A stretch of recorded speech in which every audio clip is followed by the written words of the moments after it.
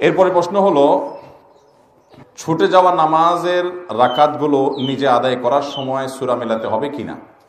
খুব দরকারি এবং গুরুত্বপূর্ণ একটি প্রশ্ন, অনেকেই প্রশ্ন করে থাকেন। প্রায় আপনার ইমামের পেছনে সালাত আদায় করতে গিয়ে যদি 2 রাকাত 3 রাকাত ছুটে যায়, ধরুন 4 রাকাত ওয়ালা নামাজের আপনি শেষের 1 রাকাত পেয়েছেন, আপনার 3 রাকাত ছুটে গেছে।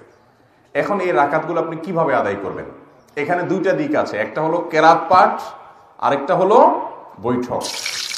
এই বৈঠক এবং সূরা ফাতিহা, সূরা ফাতিহার সাথে অন্য সূরা মিলানো, এগুলো আপনি কিভাবে করবেন? সূরা ফাতিহার সাথে অন্য সূরা মিলাবেন কি মিলাবেন না, এবং বৈঠক কোন হিসাবে করবেন, এটার উত্তরে আমরা বলবো বৈঠকের বিষয়টা খুবই সহজ। আপনি যদি শেষের রাকাত পান 4 রাকাত ওয়ালা নামাজের, তাহলে আপনি নিজে যখন ইমাম সালাম ফেরানোর পরে সালাম ফেরানো ছাড়া আপনি দাঁড়ায় যাবেন, দাঁড়ায় গিয়ে আপনি যখন সালাত শুরু করবেন, আপনার প্রথম রাকাতে আবার বৈঠক করবেন। ইমামের সাথে তো বৈঠক করছেনই, এরপরে দাঁড়ায় যখন আপনার 3 রাকাত ছুটছে, ওই 3 রাকাত পড়া শুরু করেছেন, ওই 3 রাকাতের প্রথম রাকাতে আপনার আবার বৈঠক করবেন। তাহলে পরপর 2টা বৈঠক হবে, হোক, কোনো অসুবিধা নেই। কারণ আপনার এই প্রথম রাকাতটা মূলত আপনার জন্য দ্বিতীয় রাকাত, কারণ 1 রাকাত ইমামের সাথে পেয়েছেন, আরেকটা একা একা পড়ছেন, তাহলে এটা কত নম্বর রাকাত হলো? দ্বিতীয় রাকাতে বৈঠক করতে হয়, সেই হিসাবে আপনি এখানে বৈঠক করবেন। তাতে 2 বৈঠক হোক, সমস্যা নেই। প্রথম বৈঠকটা হলো ইমামের অনুকরণ করতে গিয়ে, ইমাম যেহেতু বসছে আপনি দাঁড়াতে পারেন না, সেজন্য বাধ্য হয়ে বসেছেন, এটা হলো আপনার মূল বৈঠক, যেটা আপনি একাকে আদায় করছেন। তাহলে বৈঠক কোথায় করবেন বুঝতে পেরেছেন তো? আর বাকি তৃতীয় রাকাতে, অর্থাৎ 1 রাকাত ইমামের সাথে পেলেন, নিজে একাকে 1 রাকাত পড়লেন, নিজে একাকি পরবর্তী রাকাতে আপনি তো বৈঠক করবেন না, কারণ এটা 3 নম্বর রাকাত। আর শেষের রাকাতে বৈঠক করতেই হবে, কারণ সেটা 4র্থ রাকাত।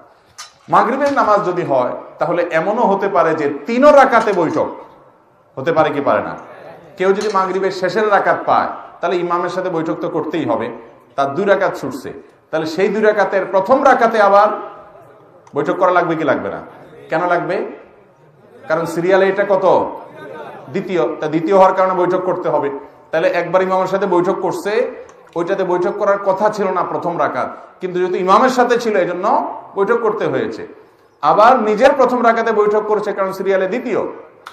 আর শেষের রাকাত, আর রাকাত আছে একটা ইমামের সাথে পাইছে, একটা নিজে নিজে বৈঠক করছে, আর একটা রাকাত আছে 3 রাকাত। তাহলে 3 নম্বর রাকাতে বসতেই হবে।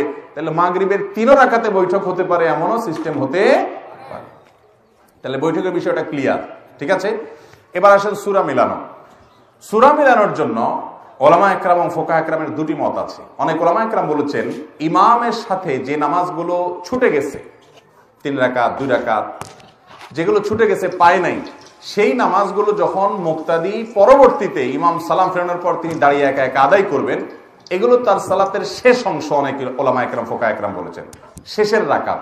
ইমামের সাথে যেগুলো পাইছে সেগুলো প্রথম দিককার রাকাত, আর যেগুলো ছুটে গেছে সেগুলোকে শেষের রাকাত গণ্য করেছেন। যারা শেষের রাকাত গণ্য করেছেন সেই মত অনুযায়ী সূরা মিলাবেন না। কিন্তু এই মতের চাইতে অধিকতর অগ্রগণ্য মত এবং সতর্কতাপূর্ণ মত হলো যে যেই রাকাতগুলো ছুটে গেছে সেগুলোকে মুক্তাদি যখন